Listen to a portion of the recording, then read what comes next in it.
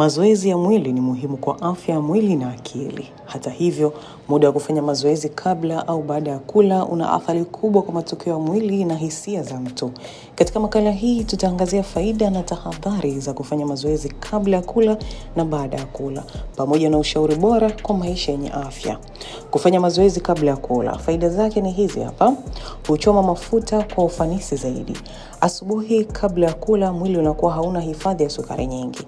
Hivyo, hutumia mafuta kama chanzo cha nishati. Pili, huongeza nguvu ya akili. Kufanya mazoezi kabla ya kula kunaweza kuongeza mtiririko wa damu na kuimarisha umakini. Na tatu, huchochea hamu ya kula. Kwa watu wenye shida ya hamu ya kula, mazoezi yanaweza kusaidia kuamsha hamu hiyo. Tahadhari: hatari ya kuchoka kwa haraka. Bila nishati ya kutosha kutoka kwenye chakula, unaweza kujisikia dhaifu au kuishiwa nguvu haraka. Pili, hupunguza kiwango cha sukari kwa baadhi ya watu. Kwa watu wenye matatizo ya sukari au pressure, kufanya mazoezi bila kula huweza kuleta kizunguzungu au hata kupoteza ufahamu. Ushauri: fanya mazoezi mepesi kama kutembea, yoga au kukimbia taratibu.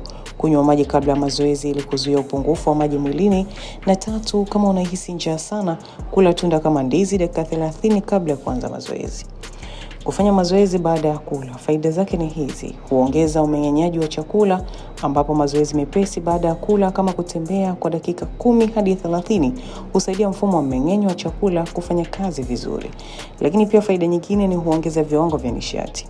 Mwili huwa na nishati ya kutosha kufanya mazoezi kwa bidii zaidi baada ya kula. Lakini tatu, faida nyingine ni huongeza ukuaji wa misuli, na hii ni baada ya kula proteini na wanga. Mazoezi huchochea ukuaji wa misuli kwa ufanisi zaidi. Tahadhari: usifanye mazoezi mazito mara baada ya kula. Kukimbia, kuruka au kufanya mazoezi mazito kunaweza kusababisha maumivu ya tumbo, kichefuchefu au hata kutapika. Pia hutakiwa kusubiri dakika 30 hadi saa 1. Hii husaidia chakula kuanza kumeng'enywa vizuri kabla ya mwili kuanza kutumia nguvu nyingi. Ushauri: subiri angalau dakika 30 hadi saa 1 baada ya kula kabla ya kuanza mazoezi. Fanya mazoezi ya wastani kama kutembea kwa kasi, kuendesha baiskeli au yoga. Mazoezi kabla au baada ya kula yote yana faida kulingana na muda, aina ya mazoezi na hali ya mtu binafsi. Kila mtu anapaswa kuelewa mwili wake na kuchagua muda unaomfaa zaidi.